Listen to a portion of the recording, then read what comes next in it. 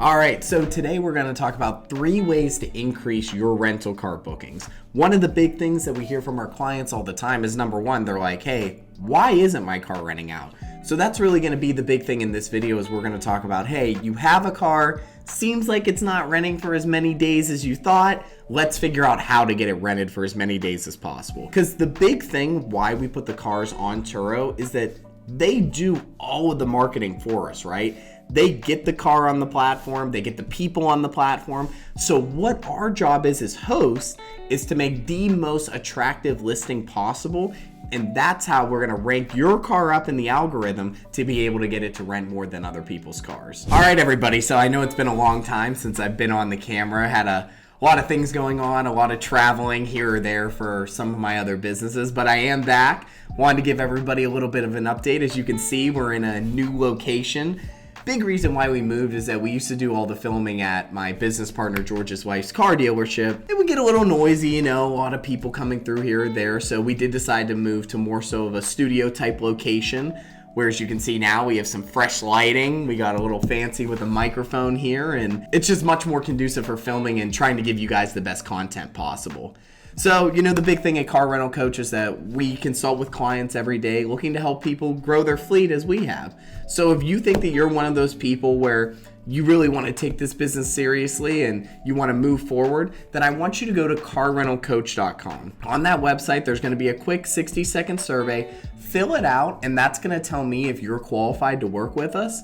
If you are, then you'll actually be scheduling a call with me and love to talk to you, dive into your business to see if there's some way that we can help you. All right, so one of the biggest reasons why your guys' cars aren't renting out, and this is something that we deal with our clients all the time, is when it comes to pricing, right? Now, there are 2 different ways to talk about pricing. There are the way for people that are seasoned, there are the way for people that are starting out. I'm gonna start with the way when it's people that are first starting out. So to give you guys an example for me, when I got started in this business a little bit ago, I started with one vehicle when I got it. You guys hear me talk about it all the time, that 2020 Mitsubishi Mirage. I got the car, and at first, I did a little bit of research on the platform. I put the car on. I was like, $60 a day, that'll be great. Well, a week goes by and I get no bookings. I'm like, well, what's going on here? I didn't understand. I contact my mentor. I'm doing a ton of research, and I look into the algorithm a little bit more, and I find out that in Turo's automatic pricing feature, there's a range of where they want your car to be rented. And it turns out that $60 was $10 over what the maximum part of the range should be. Therefore, it significantly pushed my car down in the Turo listings. Now, if my car is pushed down, that means it's getting less visibility, which means less people are going to be renting the car, right? How do you combat this issue? When you see this range for cars, and just like I said, this is a recommendation if you're first starting out, and I'll tell you why I'm gonna say this after. When you're first starting out, you wanna get as many bookings as possible. So it makes sense to have your car in the lower range of that price range, right? So let's say the range is $30 to $50. You're starting out, I recommend putting it at 30. Now the question is why, because you're gonna say, hey Peter, I'm starting out, I gotta make as much money as possible, like I wanna see my return on investment, and I understand all that. But again, this channel is more so for people that wanna make this into a long-term business, or if they do want it to be a legitimate side hustle or more of a passive business. There is a way to do this for longevity, and there's also a way to do it if you don't wanna get any results in the beginning, you wanna burn out, and then you get nothing. So, big reason why I say that is that when you're starting out, you want to get as many reviews as possible. The more reviews that you get, the higher that you get up on the listings, because then Turo favors you a little bit, right? Because it shows that Turo trusts you because you're getting good reviews, and it shows that guests trust you as well. So now when guests go and they look at your profile, they say, oh, John over here has 10 5-star reviews versus maybe somebody else that only has 1 5-star review. They're much more likely to go with you. Now, second part to break into this is, let's say you are a seasoned Turo host. Maybe you have 2 to 5 cars on the platform. You've been doing it for about a year. What I would recommend in this sense is, when I said that pricing range, personally what we do with all of our cars is that we have it set on the automatic pricing, and we put it right in between where the minimum and maximum is for the car specifically. Okay, so for the people that are seasoned, the thing that I recommend is that Remember I talked about there's this range for Turo's pricing? The way that I do it is that a couple factors, right? First thing is depending on seasonality. If it's closer to Christmas time, I'm gonna put my car in the higher end of that range just because I know that there's gonna be significantly more bookings, there's more demand, and a lot more of the cars get booked. So I'm gonna put it a little bit on the higher side. Now, if it's a slow time of the year, when is a slow time? January's a slow time. Yeah, really the entire month of January. That's where I'm gonna maybe put it closer to the lower end, not too low, because I am a seasoned host. I have bookings, I have reviews, I'm an all-star host. I have these things to back it up a little bit. So on that note, a little bit lower, but not too low. So really the big thing is that you got to be in tune with what's going on with your market. Also, when I'm adjusting the pricing, I'm looking at what my competition is doing. So I'm going to look at the similar cars. As you know, on this channel, we specialize in economy cars. So I'm going to look at some of the other economy cars in the area, see exactly what they're going for. But as anybody that works with us knows, just because somebody has a car on the platform does not mean that the car is actually getting booked. There's a way where you can go onto the platform and see exactly how many days that somebody's car has been booked. That's something that I recommend going on, because then you can get an idea to say like, okay, if they're renting it out for $5 to $10 more than me, is it actually getting rented or is it just sitting a lot? So that'll kind of give you an idea there. Second reason why your car isn't getting rented a lot is the pictures that you're taking. Now, I know I might sound like a broken record because I've spoken about pictures before, but this is going to be ultra important. Now, big question people ask is, okay, you're saying that the pictures need to look good. What does looking good look like? So, big thing with the pictures, and anyone that's on Turo knows this, when you take it, Turo is very weird with their zoom in feature that I like to say. So if you're trying to take a picture of the front of the car, normally you would, you'd stand probably like 5 feet behind it, and on your phone it looks like a normal picture, but when you upload it to Turo, it zooms in significantly, where if you're only 5 feet away, all people are going to see is the hood of the car. They're not going to see the whole front-facing frame that they actually want to see when they're going to book it. So typically we recommend that, I'd say anywhere from like 12 to 15 feet away from the car when you're taking those external pictures, because then when Turo zooms in, it can see exactly, then the guests can see the pictures that they want to see of what the car looks like. Same thing for interior pictures. It's a little bit harder because you are so much closer, but when it comes to the pictures of the front, normally I open the door and take the pictures like this, so it's a little bit further away, so when it zooms in, they don't just see like a super zoomed in version of the seat. Same thing with the back. I like to take pictures of what the front steering wheel, the whole system looks like.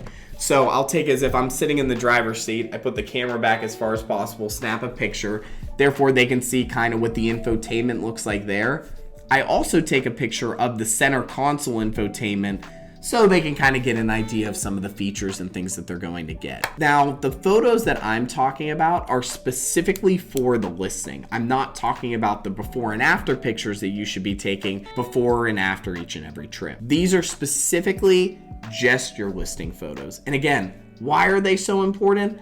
Number one, Turo's algorithm does push you up or down based on your pictures. So if you take ultra low grade pictures that look like they were taken on a Motorola from 10 years ago, yeah, your listing's going to get pushed down. So ideally, if you have a newer iPhone, a newer Android, that's what you want to take the pictures on. Or even better, a professional camera. That's how you're going to get the best quality pictures. So to give you guys a little bit of an idea of why I've been talking about the photos so much, there was somebody that we worked with recently where they already had cars on the platform. They had a few of them, and specifically they had a Nissan Sentra, and they're like, hey, I just don't understand why the Sentra isn't renting. Now, they were in the southeast part of the country, so a little bit of a nicer climate. I take a look at their listing. The problem was exactly kind of what I just was talking about with you guys, is that it was super zoomed in. You really couldn't see the car. And here's the funny thing, is that that's not something that guests are gonna tell you, right? Like their car was being rented for a couple days, like 6 to 7 days out of the month. But 6 to 7 days out of the month was not enough for this woman to be able to pay the car note and make a profit. So the big thing when I looked at it is I was like, hey, how close were you when you actually took those pictures? She's like, I don't know. I mean, maybe a couple feet away. I'm like, so that's the thing. The next time you take the pictures, I want you to be around that 12 to 15 foot range.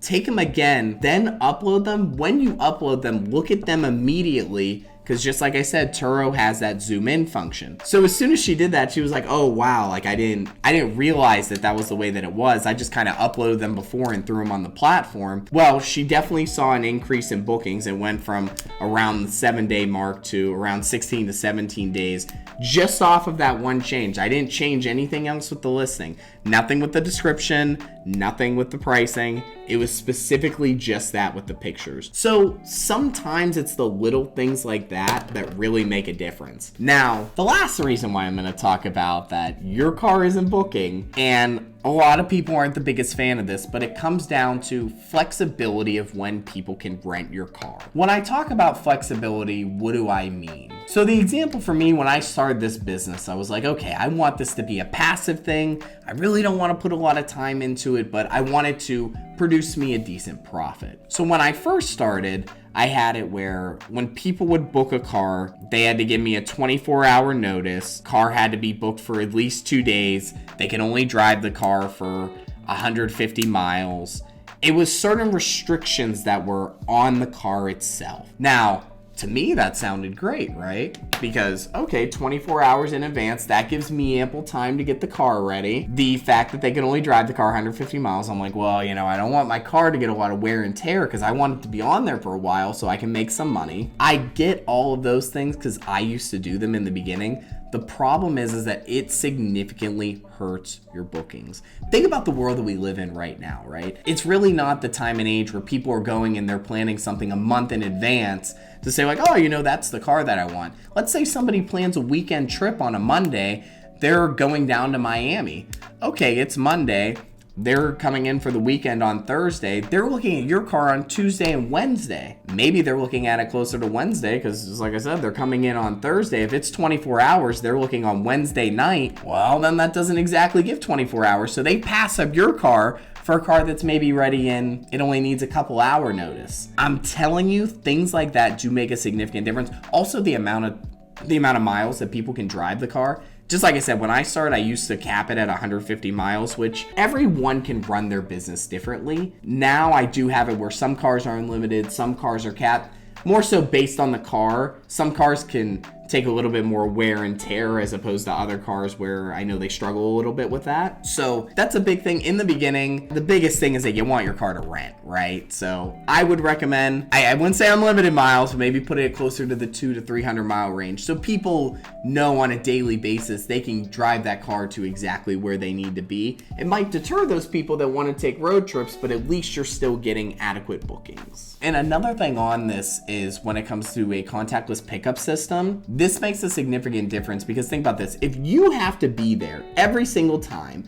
so somebody goes, they book your car, and you have to physically go there, meet the person, you know, you talk to them, of course, you're going to shoot the breeze. Hey, how's the weather? Oh, what are you renting the car for? Whatever. As a business owner, the most valuable thing that you have is your time. So when you go and you spend that 20 to 30 minutes is being pretty generous, right? You go, you take the car, I'm sure you're taking the pictures there, you're getting it ready. Might take you 35 minutes. Talking to the person, checking them in, shooting the breeze, telling them about the sites. Now this is gonna sound extreme, but that's 35 minutes that you could be spending working on your business, as in growing it, getting it to the next level. Especially if you do see this as a side hustle or a passive investment, you want it to be where if it's a side hustle, you'd like it to at least equal the amount of money that you're making at your job on a monthly basis. If it's passive, then you know that you want financial freedom.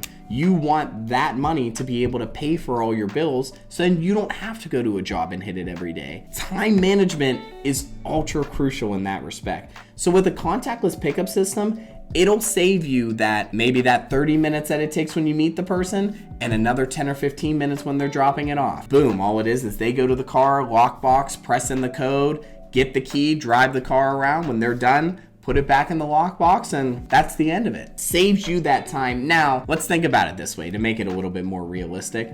Okay, so you're telling me, Peter, I don't really care. Maybe it's only 35 minutes, 10 minutes. You're exaggerating. Maybe it's only 25 minutes total for the pickup and drop off, which, you're right. It's not that bad when it's only one car. But again, people come to this channel, you're serious about growing a Turo business or any sort of car rental business. It's not a lot when it's one car, right? But when it's 5 cars, Now we're talking, maybe you're taking close to an hour a day, a little bit more than an hour a day. Wow, it's like almost an hour and 30 minutes. But the point is, you're taking over an hour a day of your time just checking in and checking out cars, talking to people, getting them ready, telling them about the sites, doing the whole thing. That's a whole hour that could be spent, again, growing your business and moving it on to the next level. That's why I'm a massive fan of the contactless pickup system. It has made a world's difference when I implemented it. Also, another thing to put in here, this relates to your Turo listings, but it more so relates to time management. If you don't have automated messages for your pickup and drop off, then again, you're spending more time than necessary messaging your guests back and forth. When somebody gets my car, or it's the pickup message that goes out to people, which is right before, it tells them everything that they need to know when they're getting that car. Hey, you go here, you pick up the car, here is the lockbox, here's the attendant that you'll talk to, you give them this code, take the car. When you drop it off, give the attendant the key, put it back in the lockbox. If it's an attendant, take the ticket from them, lockbox, shoot a text message letting me know that it's been put back in there. Then boom, it's done. It makes life significantly easier for you, because otherwise, let me give you an idea of what it looks like if you don't have automated messaging. Sally books your trip. Sally sends you a message. Hey Peter, where do I pick this car up? What time do I pick this car up? How much gas is in the car? When's the last time the car was maintenance? Are the tires good on this car? Is the car inspected? I'm gonna need this car for an extra couple days. Does that work? Do you wanna go through and answer all those questions? Now again, might only take a minute here or there with one person, but when you have 20 plus cars that are rented out, it comes to be a lot. And that's why, especially on our team, we have dedicated team members that take care of all that on a day-to-day basis. When you're starting out, a good way to mitigate it is to get those automated messages on there. I know that goes a little bit off topic of, the 3 reasons why your car isn't rented out, but that will significantly help you when it comes to time management. So listen, I'm telling you guys, if you implement these 3 strategies in your Turo business, then it'll definitely increase your bookings. And what are the strategies, to reiterate? Number 1 is making sure you're keeping up with your pricing. Number 2 is taking the best pictures possible for your listing. And number 3 is making sure that your availability is in order. Now, we are looking for people that are, that are serious in this business. You're on this channel, so you're definitely one of them. If you are, I want you to go to carrentalcoach.com. There's a 60-second survey. What this survey tells me is if you're qualified to work with us. If you are, I'll actually be getting on a phone call with you, dive into your business and see if there's any way that I can help you. If that's something you're interested in, go to carrentalcoach.com, fill out the survey, and I'll be in touch. Now, the next thing is, if you're interested to see what does better, Turo or private rentals, then I want you to hit this video that's gonna be here, and I'll tell you all about it. See you guys on the next one.